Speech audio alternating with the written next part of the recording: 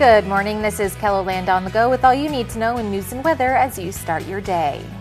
A man and woman are in custody after an officer-involved shooting and pursuit over the weekend.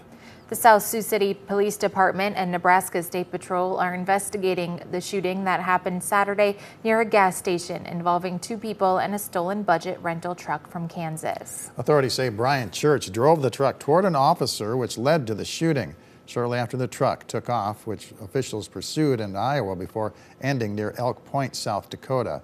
Gwen Holman, who was allegedly initially driving the stolen truck, was also arrested for theft. Officials are still searching for a missing Yankton man that was last seen on Friday. According to officials, 23-year-old Philip Snoozy was swimming alone under the Meridian Bridge in the Missouri River along the Nebraska shore around 5 p.m. Campers reported him missing after his belongings were found on the riverbank. Snoozy is around 6 feet tall and has blue eyes and brown hair. If you have any information on his location, contact the Cedar County Sheriff's Department and National Park Service. This weekend marked 4 years since the death of George Floyd in Minnesota. Floyd died after a former Minneapolis police officer kneeled on his neck. His death sparked weeks of unrest and protesters clashed with police. On Saturday, a Rise and Remember celebration took place at George Floyd Square, the location where Floyd died. Organizers say they wanted to have a safe space for people to be together, reflect, and take care of one another. This year feels lighter.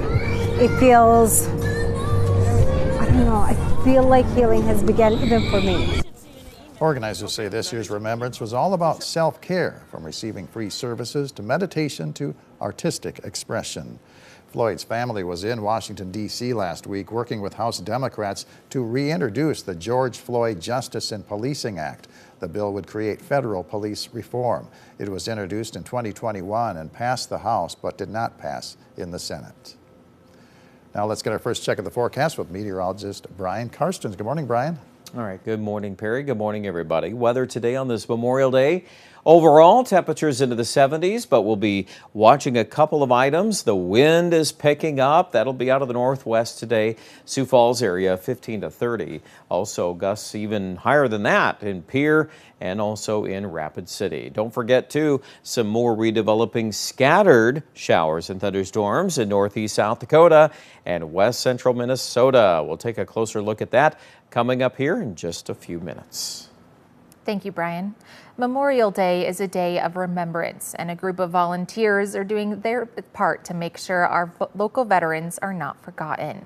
Nearly 100 volunteers of all ages and backgrounds spent hours placing 3,500 American flags on the graves of veterans at Hills of Rest Cemetery in Sioux Falls in advance of Memorial Day. We go through and teach them how to find the graves, how to mark the graves, what to do with them. So the only thing they need to do is just come and be a part of it. And what we have found over all these years is once they do it one year, they want to do it the next. The flags will be on display through Wednesday. If you're interested in volunteering in the future, Kelpin says you can contact the Hills of Rest Cemetery office.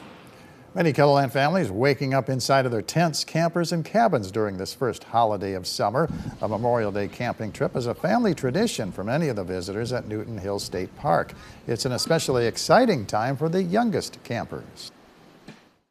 We got here on, I'm pretty sure, Thursday, and we're gonna leave on Monday. Because normally it's warm in the start of summer, so we can start it off good by camping. Because it's nice and you can get away from a town.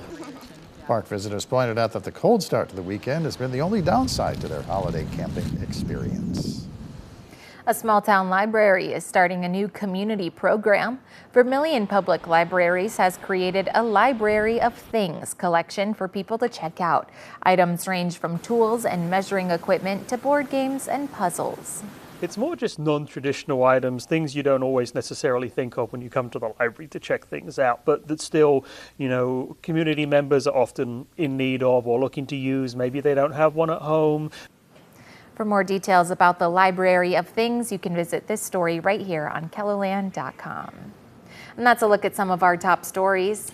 Now let's get one last look at your weather with meteorologist Brian Karstens. Good morning, Brian. All right, good morning, Perry and Lauren. Good morning, everybody. Weather today, well, thunderstorm chances back this afternoon. We are expecting portions of southern Minnesota, northern Iowa could deal with a little severe weather. It looks like this setup here is generally speaking non-severe storms, but some gusty winds could certainly accompany a few of these. Let's talk about the wind forecast in the next several hours. There it is, coming in out of the northwest, 20 to 30. I would say it would be pretty good average in central South Dakota on your wind speeds.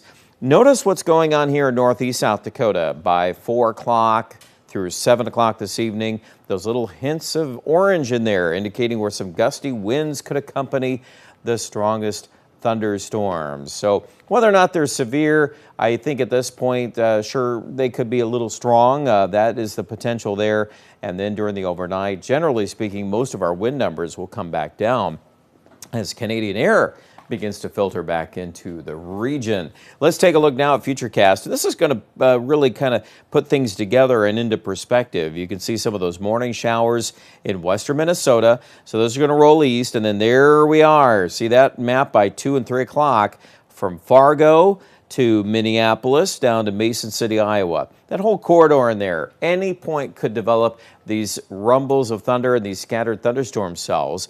The tendency will be for most of those to die off after sunset. Maybe a couple of those will straggle along Sioux Falls. It's a potential there late tonight. I wouldn't really write home about that. Tomorrow, north winds, room temperature 72 in Sioux Falls at 3 o'clock. And then by Wednesday, we turn the wind around to the southeast.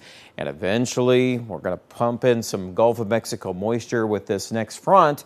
And that will lead to a much better chance of showers and storms again by Thursday, maybe Thursday night and early Friday. And then we'll see if that front swings around and kind of waffles back and forth. There's some debate on that subject, but if that happens and we're already accounting for some of it, then we'll keep a chance of rain into next weekend. Highs today, 72, Sioux Falls. Most of the day part forecast in Sioux Falls looks to be dry. That 7-day outlook, though, starts to ramp up the moisture chances there by Thursday and Friday. Near seasonable temperatures in the mid-70s much of the week. Overnight lows will generally be in the low 50s by the end of the week as well. Aberdeen in the northeast, right now we want to concentrate on that Thursday into early Friday time period. That'll be our best chance of showers and thunderstorms. Here in central South Dakota, nice little bump in the numbers here for Wednesday into Thursday in the low 80s. And again, that temperature will help support some of those scattered storms. And look at the very end of the forecast. That's another little point of interest here. We are starting to see some evidence building of some bigger heat moving in from the southwest, or at least a piece of that, at the beginning of next week. We'll see what that does with our rain chance, but for now, Rapid City, there are still some rain chances resuming Wednesday and Thursday. Check out more details online at KENDALLAND.com.